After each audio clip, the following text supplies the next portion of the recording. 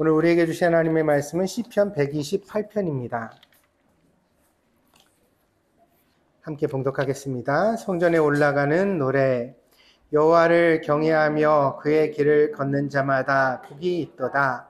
내가 내 손이 수고한 대로 먹을 것이라. 내가 복되고 형통하리로다.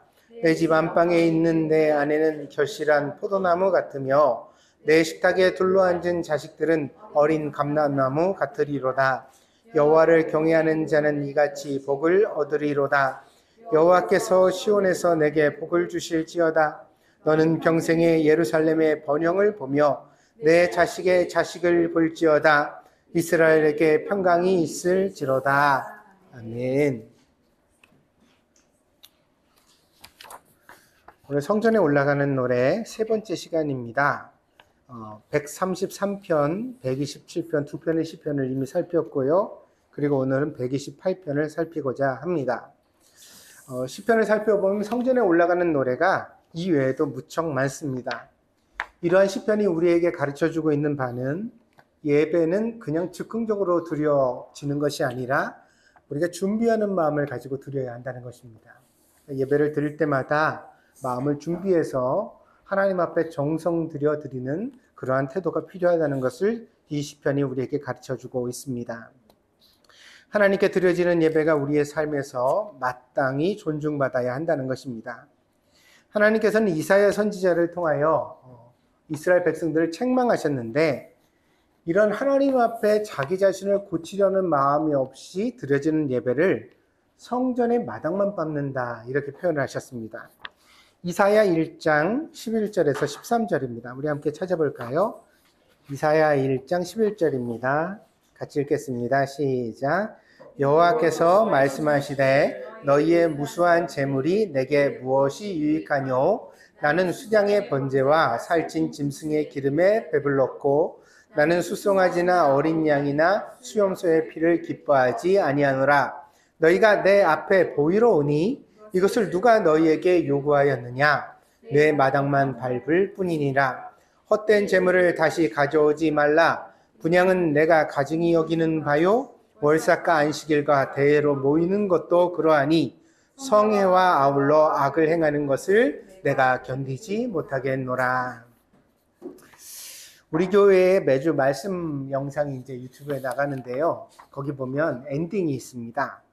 마지막 이제 설교의 기도가 다 끝나고 나면 잎사귀 하나가 등장을 하거든요. 그리고 그 잎사귀 위에 동경드림교회라는 이름이 쓰여져 있습니다. 동경드림교회가 그리스도의 생명 위에 세워진 교회라는 것을 상징하는 이미지입니다. 그리고 이 이미지 위에 이런 문구가 등장을 합니다. 예배를 넘어서는 삶이 없고 삶을 넘어서는 예배도 없습니다. 하나님께서는 이사야 1장 3절을 통하여서 성회와 아울러 악을 행하는 것을 내가 견디지 못하겠다 이렇게 말씀하십니다. 이 성회는 예배를 드리기에 모이는 모임이거든요. 그러니까 예배라고 말할 수가 있겠죠. 근데 예배를 드렸는데도 불구하고 그 예배가 우리의 삶에 전혀 영향력을 미치지 못해서 삶으로 돌아가면 즉시로 악을 행하는데 이스라엘 백성들이 용감하게 살아가고 있다는 것입니다. 이런 예배는 아무런 실효가 없습니다. 보람이 없는 행위라는 거죠. 그래서 하나님께서 이사야 선지자를 통해 뭐라고 말씀하시냐면 마당만 밟을 뿐이래요. 하나님 앞에 제사를 안 드렸냐? 아니죠. 수염소, 양 뭐 다 나오잖아요. 이게 다 뭐죠? 하나님 앞에 드려진 막대한 헌물들이죠. 그 한 생명이 죽었습니다. 그리고 그 피가 쏟아지고 그 제사를 드리는 사람은 막대한 금전적인 것들을 하나님 앞에 헌신했다고 생각을 하지요. 그러나 그럼에도 불구하고 사람의 마음이 고쳐지지 않으면 아무런 소용이 없다고 하나님은 말씀하십니다. 오늘 우리에게도 마찬가지입니다. 마당만 밟는 신앙생활에 익숙해지면 큰일입니다. 예배와 삶이 연결되고 예배를 통해 삶이 거룩하게 되면서 또한 삶을 통해 예배가 계속 확장되어져 가야 합니다. 그런데 어떤 사람들에게는 예배는 예배이고 삶은 삶으로 완전히 구분되어져서 예배와 삶이 완전히 이중적입니다. 근데 또 이걸 당연히 여기죠. 그래서 예배 때 나와서는 아주 거룩한 척을 하고 삶으로 돌아가서는 아주 또 모순적인 그런 삶을 살아갑니다. 근데 이런 사람들이요, 신앙생활이 원래 그런 것이라고 주장하기를 잘합니다. 뭐 사람 다 그렇지. 사람 다 그러면 왜 교회 나오는 건가? 그러면서 이런 사람들이 자기와 같은 사람들을 또 전파하고 다닙니다. 그래서 교회에 이런 사람들이 있으면은 교회가 오히려 타락하게 되어집니다. 예수님은요, 예수님 시대에 서기관과 바리새인들을 향하여 책망을 하셨는데요. 이렇게 말씀하셨습니다. 마태복음 23장 15절입니다. 화 있을진저 외식하는 서기관들과 바리새인들이여, 너희는 교인 한 사람을 얻기 위하여 바다와 육지를 두루 다니다가 생기면 너희보다 배나 더 지옥 자식이 되게 하는도다. 이렇게 가식적 신앙생활을 하는 사람들은요, 자기만의 문제가 아니라는 거예요. 서기관과 바리새인처럼 이렇게 외식하는 신앙생활을 일삼는 사람들은 다른 사람들을 데려다가 자기보다도 더 10배나 100배나 지옥 자식을 만든다고 예수님 말씀하십니다. 그래서 우리는 예배를 드릴 때마다 스스로 신앙의 본질이 무엇인가를 되살펴야만 합니다. 시편 133편에서 그것은 은혜라고 말해주고 있습니다. 그러니까 머리에 있는 보배로운 기름이 수염에 흘러서 아론의 옷깃을 아론의 옷깃까지 내림과 같고, 그러니까 기름이 이렇게 머리부터 한 사람을 감싸는 그 장면을 갖다 그려주잖아요. 근데 제가 이걸 설명드리면서 뭐라 그랬죠? 이게 우리가 가진 모든 약점과 단점들을 하나님의 은혜로 덮어주시는 것이다. 그랬죠. 그리고 그 다음 장면은 뭡니까? 호르몬의 이슬이 시온의 산들에 내림 같도다. 그러니까 우리가 은혜를 받으면 마치 큰 거대한 산과 같아서 주변에 있는 사람들에게 나누고 베푸는 그런 사람이 되게 된다는 것을 말해주는 거죠. 그래서 이런 은혜의 속성을 말해주고 있는 거예요. 예배를 드리는 사람은 뭘 사모해야 되느냐?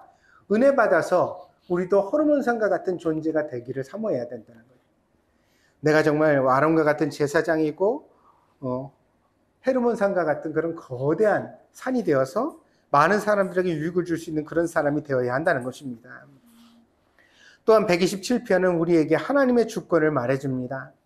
내가 아침에 일찍 일어나고 저녁에 늦게 누우며 온갖 수고를 다할지라도 내가 누리며 살아가는 삶이 당연한 것은 아니다.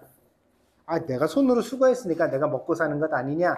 아닐 수 있다. 그게 인생이다. 그래서 인생은 절대로 정의로운 것이 아니다. 지난주에 제가 설교 드리면서 운칠기삼이라는 어원을 갖다 여러분들 설명드렸잖아요. 운명의 신이 정의로운 신보다도 훨씬 더 세다고 고사에 나오더라. 왜냐? 옛날 사람들도 세상이 정의로운 것이 아니라는 것을 깨달았기 때문이라는 말이죠. 이런 얘기예요. 어떤 아이가 막 열심히 공부하면 반드시 시험을 잘 보냐? 그럼 얼마나 좋겠어요. 근데 아닐 수 있죠. 응? 시험 범위를 잘못 알았을 수도 있는 거고, 내가 공부한 것만 빼놓고 나올 수도 있고요. 그런 위험성이 항상 인생에는 도사리고 있는 거죠. 그래서 우리가 정직한 자가 결국 좋은 결과를 거두게 되지만 그 불안을 우리가 스스로 해결할 길이 없는 겁니다. 그래서요, 나는 열심히만 하면은 반드시 좋은 결과가 나올 거야. 이거는요, 그렇게 지혜로운 태도가 아니에요. 그럼 뭘 알아야 되느냐? 응? 너희가 아침에 일찍 일어나고 저녁에 늦게 누우며 수고의 떡을 먹음이 헛되도다. 응? 여호와께서 그 사랑하시는 자에게 잠을 주시노다. 뭐가 필요해요? 하나님의 은총이 필요하다는 거죠. 내가 열심히 해도 거기 하나님의 은총이 덧붙여져야 그래야 어떻게 되어져요? 그 결과를 맺게 된다는 거예요. 그래서 여호와께서 집을 세우지 아니하시면 세우는 자의 수고가 헛되고, 여호와께서 성을 지키지 아니하시면 파수꾼의 깨어 있음이 허사다. 이 하나님의 주권을 인정하는 것이 예배를 드리는 의미입니다. 그리고 그것을 우리가 잘 지켜갈 때 바로 우리의 삶이 참된 복을 누리게 된다는 것입니다.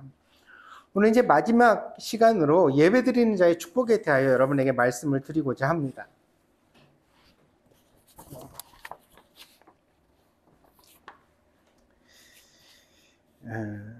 라면이랑 참기름이랑 서로 싸움을 했답니다.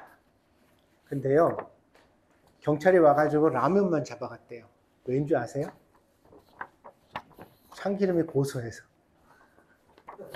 그래서 라면만 잡아갔답니다. 근데 조금 지나니까 경찰이 다시 와서 라면도, 아니, 참기름도 잡아갔대요. 왜 잡아갔을까요? 라면이 다 불어서. 라면이 잡혀가서 다 불어가지고 둘 다 잡혀갔답니다. 근데 얼마 후에 라면이랑 참기름이랑 감옥에 있는데 그때 구경을 누가 하고 있었냐면 구경을 김밥이 하고 있었대요. 근데 김밥도 경찰이 와서 잡아갔대요. 왜 잡아갔을까요? 아니요, 말려서. 김밥이 둘둘 말려서 같이 잡혀갔답니다. 이 소식을 들은 친구가 아이스크림인데 아이스크림이 이 세 명을 연애하기 위해서 찾아가다가 교통사고가 났답니다. 왜 교통사고가 났을까요? 차가 와서.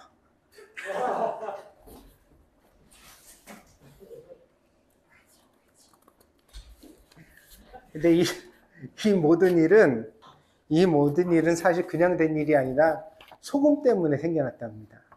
왜 그랬을까요? 아직도 몰라요? 그쵸. 소금이 다 짰다고요. 소금이 짠 거랍니다. 그래서 전부 다 이런 일이 생겼답니다.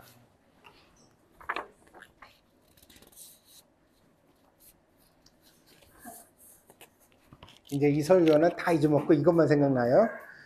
참기름과 라면과 김밥과 그다음에 아이스크림이랑 소금이랑.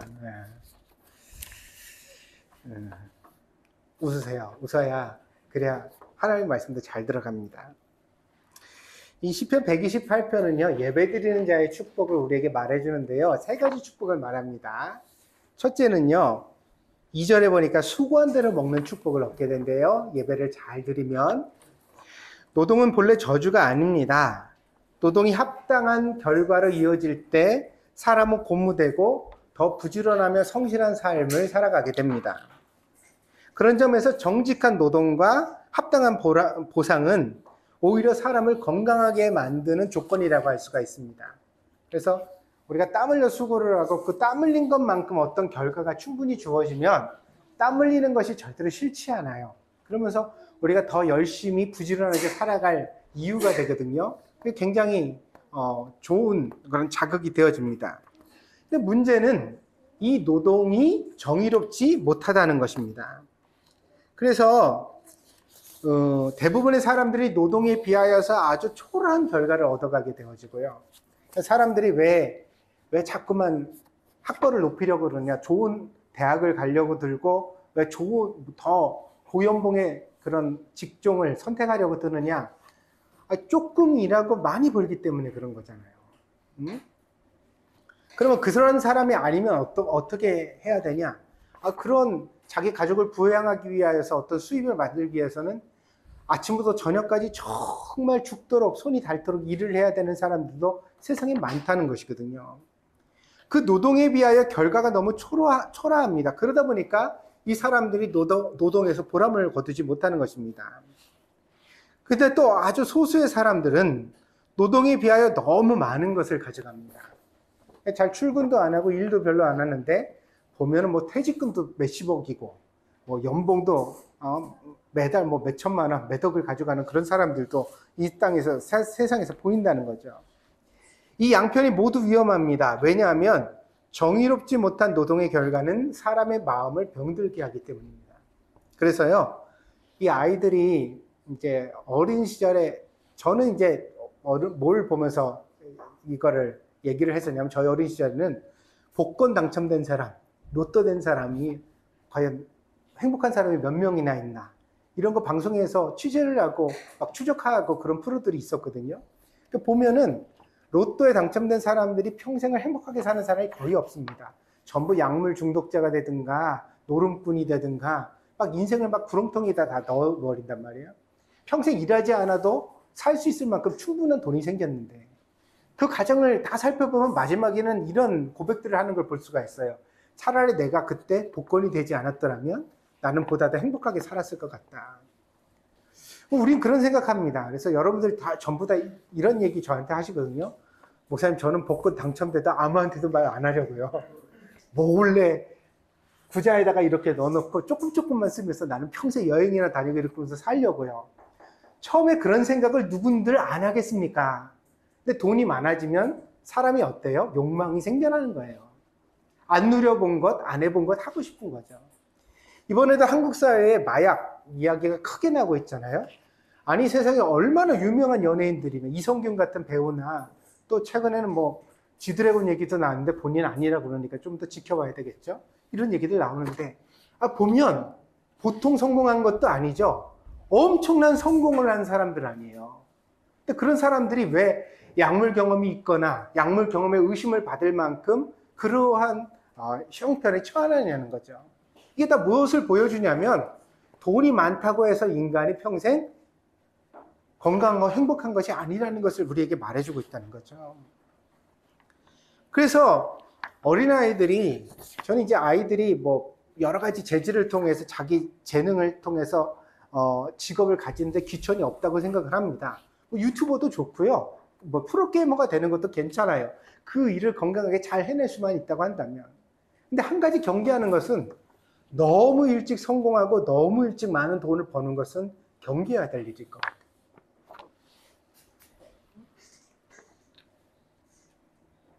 돈의 가치, 돈의 무서움을 알지 못하고 돈만 의지하다가 사람이 망가지는 경우가 흔하기 때문입니다. 또한 너무 힘들게 돈을 버는 사람들도 건강하기 힘이 듭니다. 매사 어디 가도요. 저도 이제 그 목회자로서 이렇게 사람들이랑 어울리고 그러다 보니까 어디 가서 같이 밥을 먹으면 그렇게 계산을 할 때 안 움직이는 사람들이 있어요. 안 일어나고 절대 가만히 있고 누군가 내겠지 그러면서 지켜보는 사람들이야. 보면 한 번은 뭐 그럴 수도 있는데 지갑에 안 가져와서 그럴 수도 있고요. 사람이 여러 가지 형편이 있을 수 있잖아요. 이 사람을 두 번, 세 번 만나는데도 계속해서 그런 모습이면 상대하기가 싫습니다. 만나서 교제하기가 별로 기쁘지 않죠. 사람이 돈을 쓰는 것이 아니라 돈이 사람을 움직이고 부리고 심지어는 노예처럼 막 부리는 경우들도 흔히 있습니다. 그래서 우리가요, 이 시편 128편 2절에 나오는 내가 수고한 대로 이제 그 얻게 될 것이라는 이 말씀이 어떻게 복이 되냐? 수고 안 하고 많이 벌어야 복이 아니냐? 아니라는 거죠. 예배를 드리며 살아가는 우리들이요, 마땅히 하나님 앞에 기도해야 될 것이 있는데 그것은 우리가 가지고 있는 그릇만큼 하나님께서 축복을 담아주시기를 기도해야 하겠다는 것입니다. 우리 이제 예배를 마치고 우리 교제를 나눌 때 우리 집사님들이랑 이렇게 경제적인 이야기를 하다 보면 뭐 주식 얘기도 나오고 무슨 뭐 산업 전망에 대한 얘기도 나오고 같이 나누거든요. 그런 얘기를 할 때마다 이제 목사가 우리 집사님들한테 자주 이렇게 드리는 얘기가 있습니다. 그게 뭐냐면 결국 돈을 벌다 보면 돈이 사람한테 마음의 그릇의 크기를 묻는다. 제가 이렇게 얘기합니다. 당신 마음의 그릇의 크기는 얼만큼입니까? 그를 돈이 항상 묻는다고, 우리를 시험한다고요. 그래서 이게 많이 담겨져도 내 그릇이 단단하고 온전하면 그 축복을 잘 감당할 수 있는 사람이 되겠지만 내 그릇이 형편없고 초라하고 연약하면 어때요? 돈이 담겨지다가 사람이 깨지는 경우가 생겨나게 돼요. 반드시. 그래서 우리가 무작정 하나님한테 많은 물질을 달라고만 기도할 것이 아니라 과연 그걸 내가 건강하게 끝까지 잘 사용하고 내 인생을 올곧게 아름답게 할 만큼 내가 정말 준비되어져 있는가, 내 마음이. 우리 자신한테 물어볼 필요가 있다는 것입니다. 여러분 모두 하나님이 주시는 축복을 잘 감당할 수 있는 마음의 그릇이 있는 사람이 되어지기를 바랍니다. 그러기 위하여서는 어때야 돼요? 여러분의 일상의 삶이 건강해야만 합니다. 왜냐하면 제가요, 그리스도인들에게 이런 그리스도인들이 되게 건강하지 않다고 생각을 하거든요. 뭐냐면 현실을 다 부정하면서 그냥 이 세상은 고뇌고 고생이고 비참하고 부조리하고 다 불행한데, 그러니까 빨리 죽어서 천국에 가서 하나님 나라에서 소망을 누리는 거, 그게 천국이라고 생각하는 사람들이요. 이런 사람들이 진짜 있습니다. 이런 사람들이 있으니까 어때요?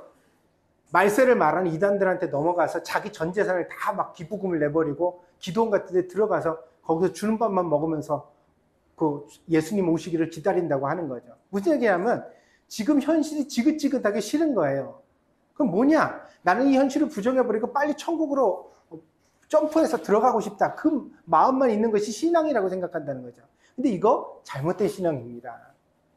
진짜 신앙은요, 우리 살아가는 이 현실 속에서 지금부터 기뻐하고 감사해야 될 줄 믿습니다. 그 어떤 형편이든지 간에 거기서 내 최선을 다해 살면서 내가 수고한 대로 보람의 열매를 거두면서 그 안에서 나 자신을 지켜갈 수 있는 내적인 힘이 있어야 그게 신앙이라는 거예요. 신앙이 이러하다면 우리가 물질에 대한 태도도 마찬가지이겠죠. 뭐냐면 10만 엔을 벌 때는 10만 엔에서, 20만 엔을 벌 때는 20만 엔에서, 50만 엔을 벌 때는 50만 엔에서, 그 안에서 내가 나로서 정체감을 지키고 살아갈 수 있는 사람이 되어야 된다는 거예요. 돈 좀 생겼다고 막 거들먹거리고 어깨 뒤로 젖혀지고 남들한테 목에 기부스하는 그런 사람이 아니어야 되고, 아멘?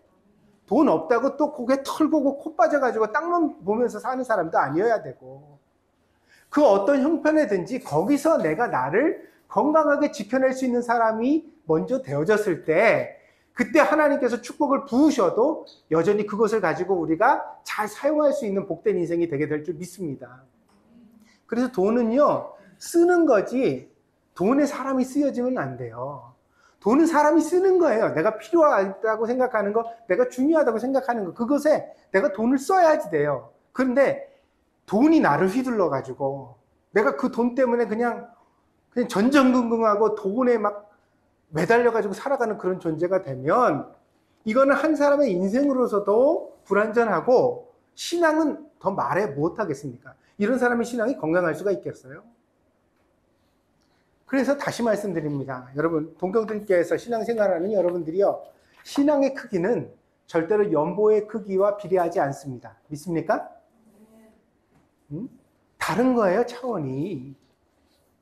그러니까 여러분들의 수고가 값지다는 것을 이해하시고 날마다 하나님 앞에 정말 복되게 살아갈 수 있는 신앙의 저력이 있는 사람들이 되어지길 바랍니다. 두 번째로 본문은 아내와 자식의 복에 대하여 이야기를 합니다. 그게 3절입니다. 아내는 뭐에 비유를 했죠? 포도나무에 비유를 했고요. 자식은 감람나무에 비유를 했습니다. 근데 이 두 나무 다 공통적인 특징이 하나 있습니다.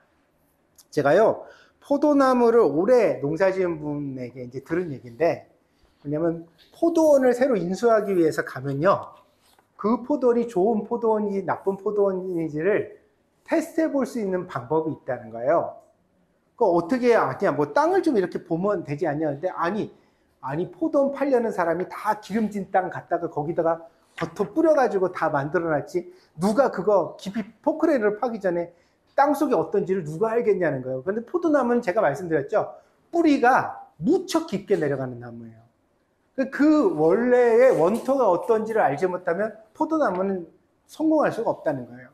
근데 이걸 어떻게 확인하냐 그랬더니요, 이쑤시개를 들고 가서 포도나무 송이에다가 포도알에다가 이쑤시개를 몇 개 이렇게 박는데요. 뚫어서 이렇게 박는데, 그러면 아니 먹는 것도 아니고 나무에 매달려 있는 나무에다 이쑤시개 왜 박냐? 그렇게 해놓고서요, 한 며칠이나 한 일주일쯤 지나서 거기 다시 가잖아요. 그래서 그 이쑤시개 박힌 포도나무를 보면 여러분 어떻게 상상이 가요? 이쑤시개를 생포도알 둥그런 거에다 거기에 이쑤시개를 살아있는데 몇 개를 박았어요. 그러면 그 포도가 어떻게 되어져 있을 것 같아요? 썩어서 떨어졌을 것 같죠. 그런데요, 이분이 얘기를 하는데 포도나무는 항산화 물질이 풍부해서 몸에 상처가 나면 자기의 진액을 거기다 보내가지고 거기를 굳게 만든다는 거예요.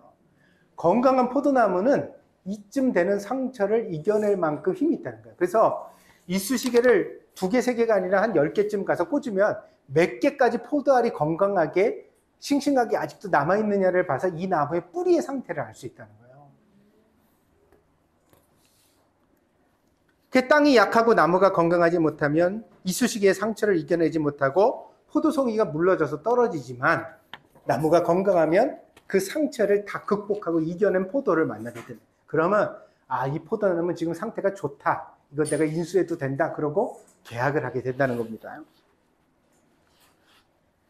감람나무는 여러분도 잘 알다시피 올리브 나무입니다.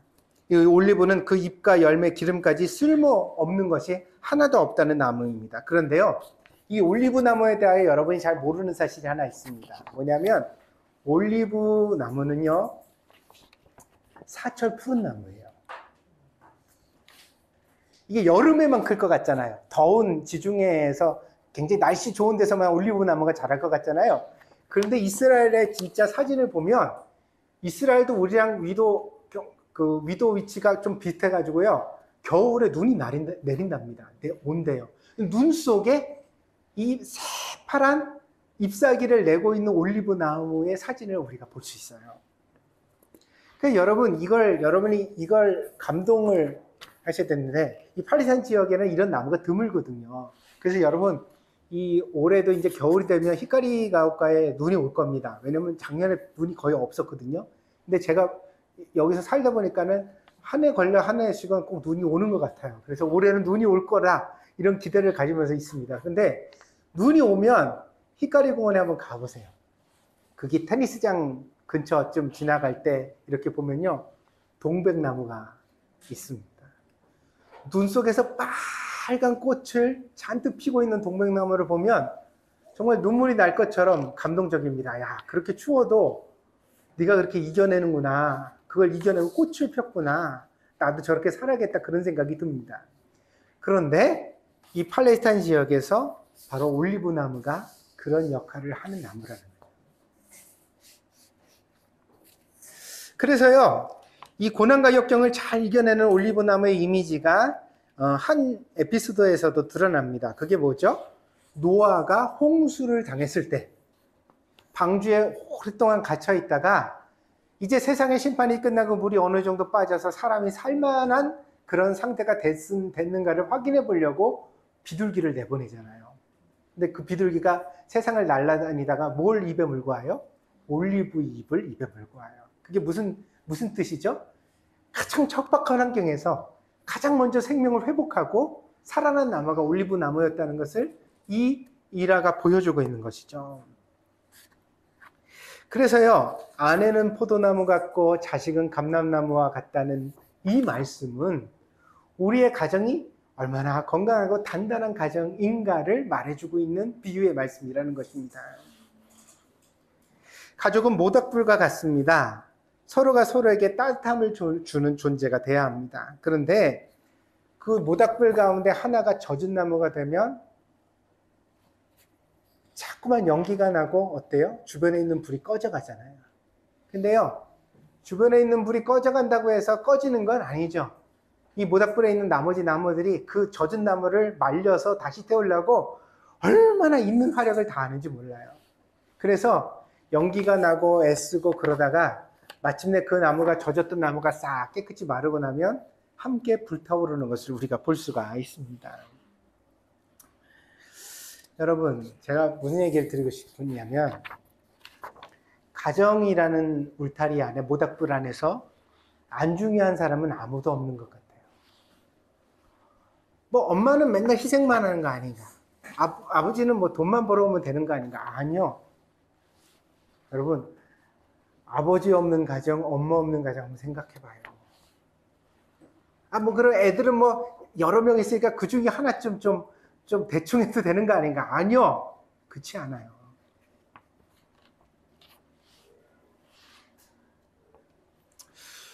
요즘 사춘기 그 청소년 아이들의 자살률이 몹시 높아져서 고민인데, 이 자살 방지 그 상담센터에서 아이들이랑 상담한 것들을 보면요, 아이들이 죽음에 이르는 심리적 변화의 가장 큰 동인이 자기를 더 이상 아무도 필요로 하지 않다고 느끼는 거예요.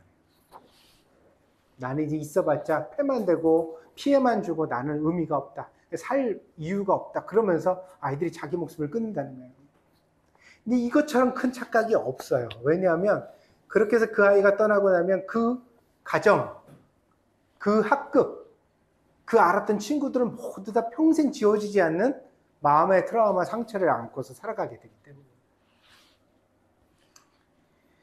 그래서요, 우리 가정이 건강하기 위해서, 우리가 행복하게 살아가기 위해서는 우리가 속해 있는 공동체 가정이 건강해야 될 줄 믿습니다. 모든 사람 하나하나가 다 중요하다는 거예요. 근데 이 건강하다는 것이 여러분 아무 문제가 안 생기는 일이 아니라는 거죠. 포도나무와 감람나무의 비유는 무엇을 말해주냐면, 인생은 살아가는데 여러 가지 시련을 직면하지만 그 시련을 잘 스스로 이겨낼 수 있는 그런 가정의 모습을 우리들에게 말해주고 있는 거죠. 그래서 예배를 잘 드리고 하나님 앞에 믿음으로 살아가는 가정 속에 그 아내는 포도나무와 같아야 되고, 아멘? 네. 그 자녀들은 감람나무와 같아야 된다. 여러분, 우리가 이러한 복을 얻기 위하여 하나님 앞에 더 예배드리고 더 열심히 기도해야 될 줄 믿습니다. 네. 이게 당연한 것이 아니라는 거예요. 이런 아내와 이런 자식들이 있는 가정이 당연한 것이 아니라는 거예요. 예배를 드릴 때마다 성전에 올라가는 노래잖아요. 예배를 드릴 때마다 하나님, 우리 가정을 이렇게 만들어주세요. 그렇게 기도하는 사람이 되어야 한다는 것입니다. 세 번째로 128편은 우리에게 예배드리는 자에게는 평생의 평강의 복이 있다고 말해줍니다. 그것이 5절, 6절입니다. 그래서 평생의 예루살렘의 번영을 본다 그랬고 자식의 자식을 본다고 그랬습니다. 이 예루살렘의 번영과 자식의 자식은 한 사람의 인생을 벗어나는 축복을 말하고 있습니다. 내가 사는 날로 제한되는 것이 아니라 내가 세상에 없을 때도 여전히 내가 시작한 일들이, 내가 원하는 일들이 계속되어지는 축복에 대하여 성경이 말해주고 있습니다. 이 중국 선교의 아버지라고 불려지는 허드슨 테일러라는 분이 있습니다. 1832년 5월 21일 생이고요. 영국의 반슬리라는 곳에서 태어났다고 합니다. 이 감리교 신자인데요. 어려서부터 정말 하나님을 깊이 만나고 하나님 앞에 헌신한다는 그런 꿈을 10몇 살에 가졌어요. 그래서 이 허드슨 테일러가 22살에 중국에 가서 선교사로 헌신을 합니다. 정말 청춘 꽃다운 나이에 선교사가 된 거죠. 이때 당시가 이제 막 중국의 청일전쟁 말기에 막 중국의 근대화가 일어나고 이런 과정을 겪어야 됐기 때문에 이 허드슨 테일러도 중국에 가서 파란만장한 근대사를 온몸으로 겪어야 됐습니다. 그런데 이때만 해도 서양 선교사들이 중국에 들어가면요, 중국에는 하나님에 대한 선교가 전혀 없었어요. 그래서 선교를 해야 됐는데 이 서양 사람이 나타나면, 백인이 나타나면 서양 귀신이 나타났다고 그래서 중국인들도 막 돌을 던지기도 하고 막 쫓아다니기도 하고 그런 시대적 상황이었다고 합니다. 그래서 대부분의 선교사들이요, 자기 군대가 상주하고 있는 해안가에서만 선교를 했어요. 근데 이 허드슨 테일러는 내륙 선교를 시작한 분입니다. 그러니까 우리가 이렇게 본국이랑 연락하고 서양 옷을 입고 있으면서 어떻게 중국 사람을 선교하냐? 중국 옷을 입고 중국 사람들 속으로 들어가야 된다. 그러면서 내륙에 가서 선교를 했습니다. 그는 무려 51년 동안 이 중국 선교 사역에 헌신을 했고요. 그 마지막도 73세에 중국 후난성에서 세상을 떠난 걸로 알려져 있습니다. 근데 이렇게 훌륭한 선교사였지만 그도 20세 초기에는 여러 가지로 신앙적인 갈등을 겪게 되었다고 합니다. 어떤 것이 문제였냐면 22살에 막 열정을 가지고 중국에 왔는데, 중국에 와서 자기가 막 복음을 외치고 전도를 하면 사람들이 막 교회로 몰려와서 예수님을 믿고 회개하고 교회가 세워질 줄 생각했던 그런 기대가 있었던 거죠. 근데 오니까 동물원 원숭이 구경하듯이 자기를 구경하고 어디 가서 자기가 선교를 하려고 해도 친구를 사귀기가 힘든 거예요. 중국인 친구를 만들기가 힘들었던 상황입니다. 그런 상황 가운데 세월은 자꾸 가는데 뭔가 이제 여러 가지 일은 하고 다녀요. 왜냐면 본국에서 재정적인 지원을 해주니까 예배당도 짓고 사람들한테 구호물자도 나눠주고 여러 가지 일들을 하는데, 의료사업도 하고 하는데, 정작 자기 자신은 그런 일을 하면서 점점 지쳐가고 있는 자기 자신을 발견하게 되었다는 것입니다. 무엇보다도 그를 힘들게 했던 것은 아침부터 저녁까지 바쁜 일상의 사역과는 달리 자기 내면에서 예수님의 은혜가 떠나고 있다는 사실이었습니다. 그러니까 자기가 그리스도인처럼 안 느껴지는 거예요. 이 20몇 살의 허드슨 테일러라는 사람이.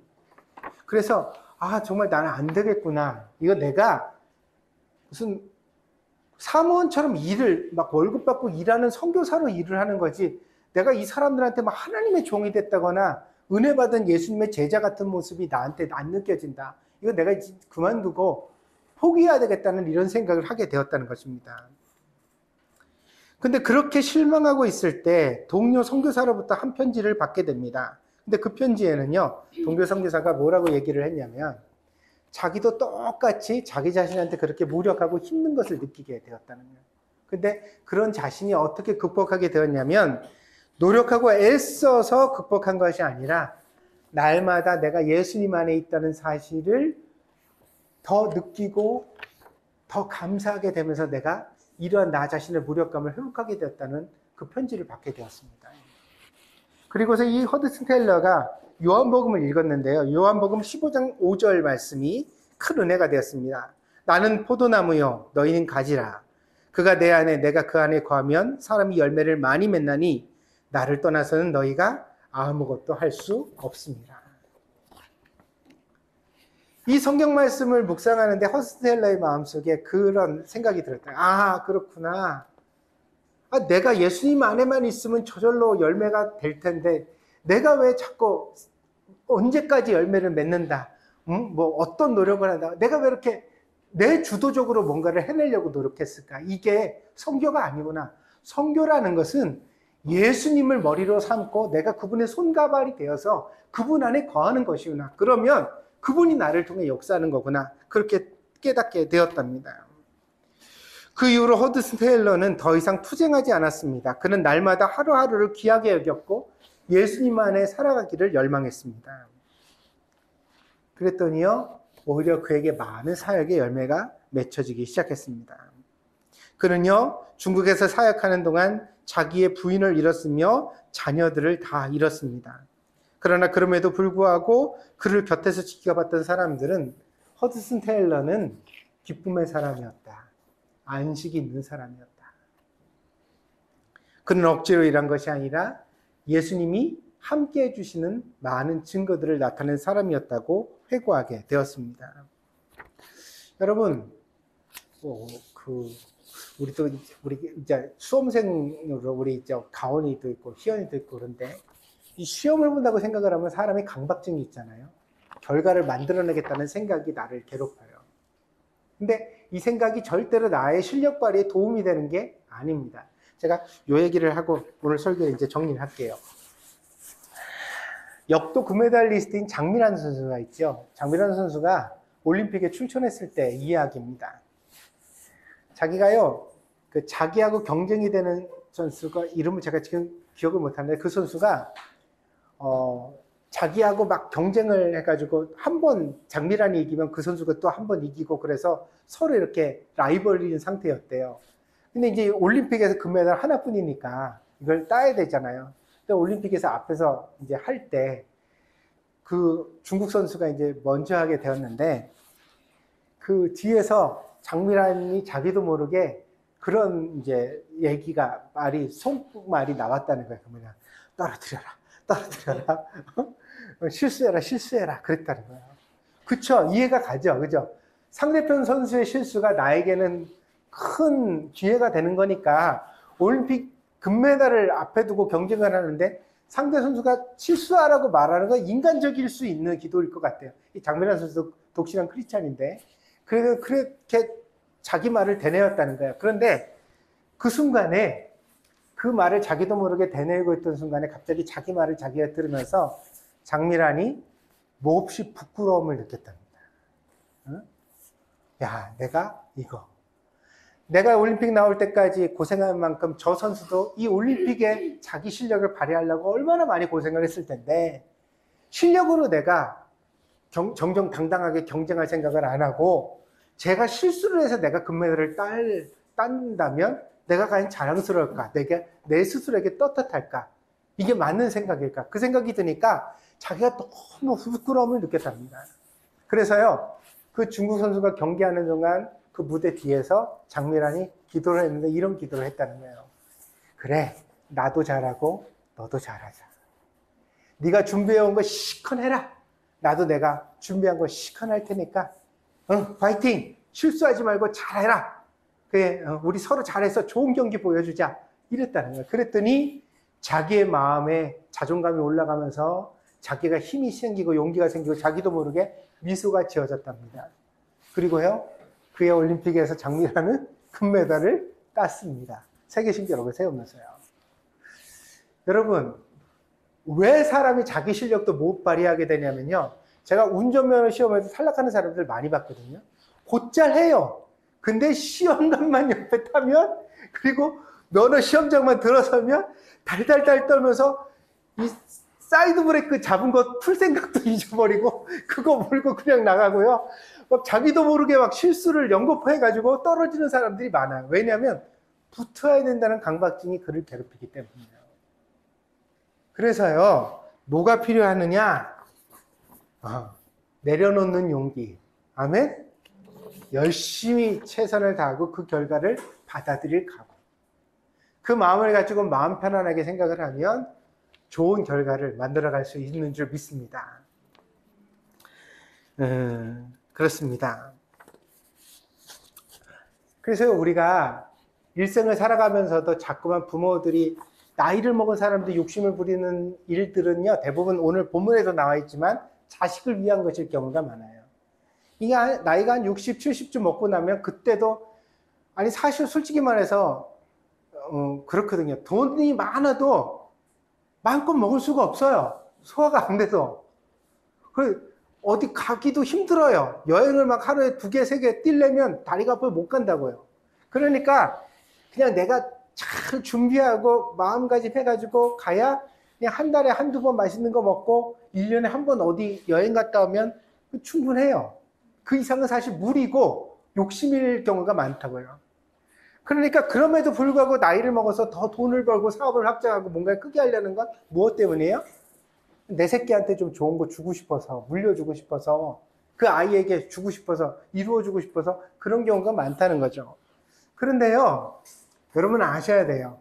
왜냐하면 내 힘에 부치는 과도한 욕심이라는 거.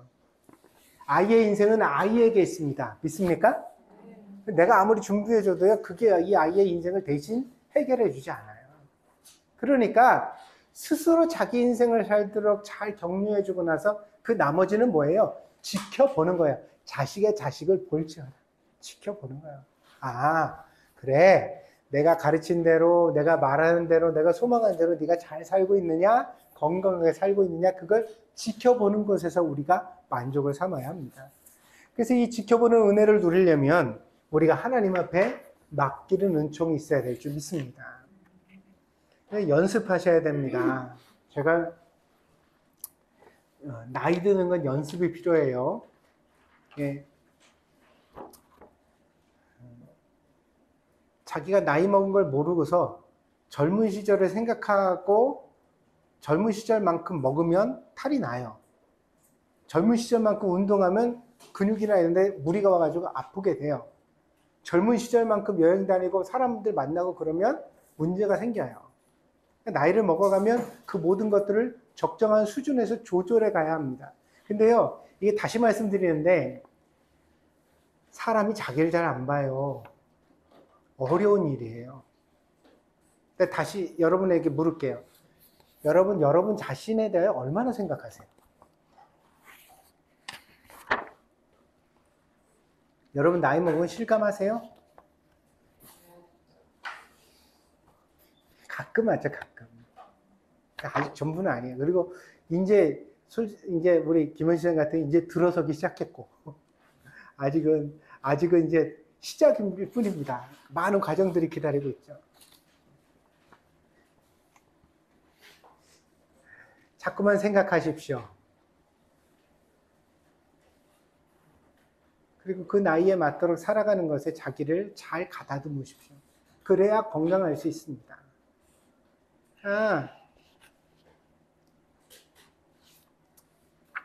여기 보세요. 이 얘기하고 이제 진짜 끝낼게요. 어린아이일 때는 내가 입히고 내가 먹이고 내가 간섭하고 누구랑 싸우고 뭐 걔 만나지 마 이렇게 해서 내가 얘를 조절할 수 있었어요. 그죠? 중학교 가면 약간 손에서 낮아요. 더 이상 내가 만나지 말라 그런 데가 안 만나는 게 아니고 먹지 마 그래서 안 먹는 게 아니에요.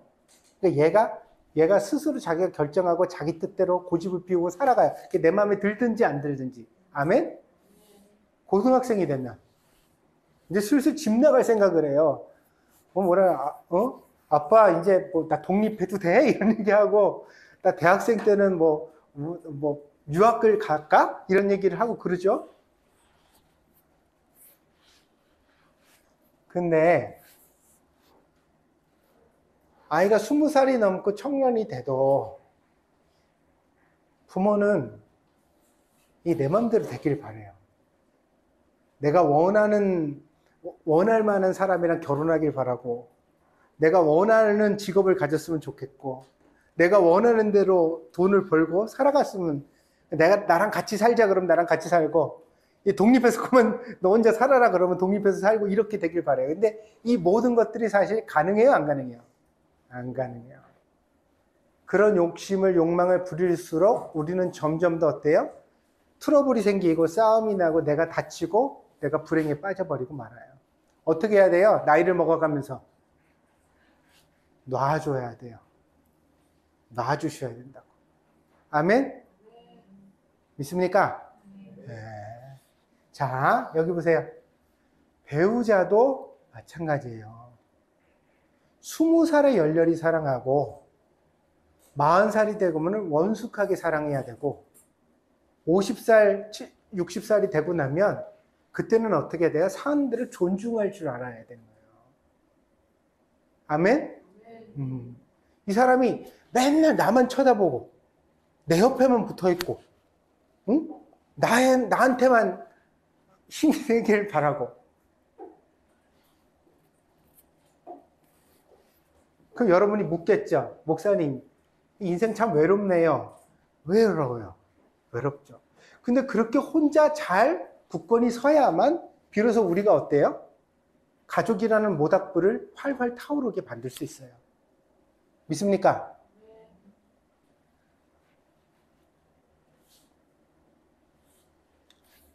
엄마들이 자식이 맘대로 안 된다고 막 소가리를 하면 자식이 자꾸 집 밖으로 나가요. 부부 사이의 관계가 남편과 아내의 사이가 원만하게 서로를 지그치 바라볼 수 있는 관계가 아니라 자꾸만 못마땅해서 지적질하고 손가락질하고 옆에서 자꾸 뭐라 그래서 괴롭히는 사이가 되면 남편도 자꾸 집 밖으로 나가요. 집에 안 있으려고 들어요. 그럼 결국은 그 모닥불은 어떻게 되는 거예요? 해체되는 거예요, 해체.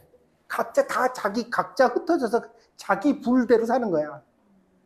모여서 함께 따뜻하게 타오를 수가 없어. 그럼 무슨 일이 생기냐면 인생은 살다 보면 누군가 젖은 나무가 되는 때가 있습니다. 믿습니까? 늘 불타 있고 열정이 있는 게 아니에요. 상처도 받고 꼬꾸라지고 힘들 때가 있어요. 그럴 때 기댈 때가 어디냐는 거예요. 가족밖에 더 있어요. 친구한테 상처받았을 때, 인생 살다 실패했을 때, 시험에 낙방했을 때 그걸 일으켜가지고 같이 다시 용기 있게 해줄 수 있는 관계가 가족밖에 더 있냐고요. 근데 가족이 해체되고 나면 사람이 이걸 어디서도 보상받을 수가 없는 거예요. 그러니 가정이 건강하게 서 있어야죠. 서 있으려면 나이 먹어가는 그 과정 속에서의 원숙함이 필요하다는 거예요.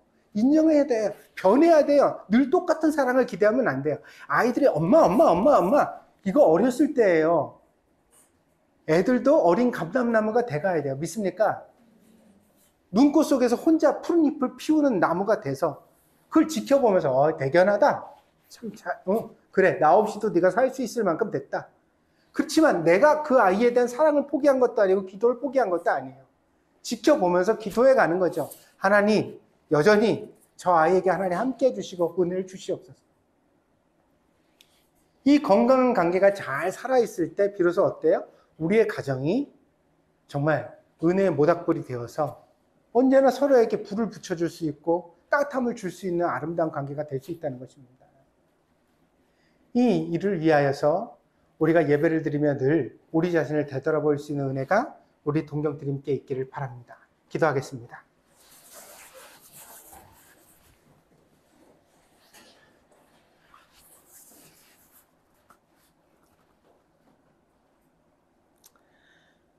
예배를 드리는 자의 축복을 하나님께서 말씀하셨습니다. 수고한 대로 먹으리라 하셨습니다. 우리가 수고한 것이 결코 헛되지 않고 하나님 앞에 합당한 결실이 되게 하여 주시옵소서. 그것에 대하여 우리가 결코 실망하지 않게 하시고 늘 감사하며 자족하며 살아갈 수 있는 복된 성도들 되어지게 하여 주시옵소서. 하나님, 우리의 가정에서 아내는 포도나무와 같고 자녀는 어린 감람나무와 같다고 말씀하셨습니다. 이 두 나무가 척박한 땅에서도 생명을 더하며 정말 굳건하게 이겨내었던 것처럼 하나님, 우리의 가정 속에서도 정말 아름다운 식구들이 그렇게 아름답게 하나님 앞에 세워지는 은혜가 있게 하여 주시옵소서. 하나님, 부인들이 나이 먹으며 외롭고 마음이 연약해지고 병드는 것을 봅니다. 하나님, 우리의 아내들이 결코 그렇게 되지 않도록 하나님께서 격려하여 주시고 그 마음을 굳게 붙잡아 주시옵소서. 그리하여서 아내가 우리 가정 속에 해와 같이 빛나게 하셔서 좋은 어머니로서 아내로서 그 역할을 잘 감당할 수 있도록 축복하여 주시옵소서. 또한 우리 아이들은 어린 감람나무와 같기를 원합니다. 눈 속에서도 푸르른 잎을 내는 것처럼 하나님, 저들의 인생에도 여러 가지 시험과 역경과 어려움이 있겠지만 잘 이겨낼 수 있는 아이들이 되게 하여 주시옵소서. 낙심하지 않고 최선을 다하게 하시고 주어진 결과 속에서도 굳건히 일어나게 하셔서 우리의 자녀들이 주님 보시기에 아름다운 사람들로 세워지는 것을 보게 하여 주시옵소서. 아버지 하나님, 저희가 또한 나이 들어가며 지켜보는 은혜와 평강을 누리기를 원합니다. 하나님, 세상이 내 뜻대로 되지 않습니다. 그러나 내 뜻대로 되지 않을 때도 여전히 하나님께서 계시기에 우리는 맡길 수 있고 평안할 수 있는 줄 믿습니다. 하나님 앞에 기도하는 열심을 주시옵소서. 하나님을 의지하는 신앙이 되게 하시옵소서. 그리하여 나이를 먹어갈수록 더 깊은 내면을 가지게 하여 주시고 정말 아버지 하나님, 그 나이의 값을 헛되이 하지 않는 저희들이 될 수 있도록 인도하여 주시옵소서. 하나님께서 저희들 모두에게 은혜 주실 줄 믿습니다. 감사드리며 예수님의 이름으로 기도했습니다. 아멘.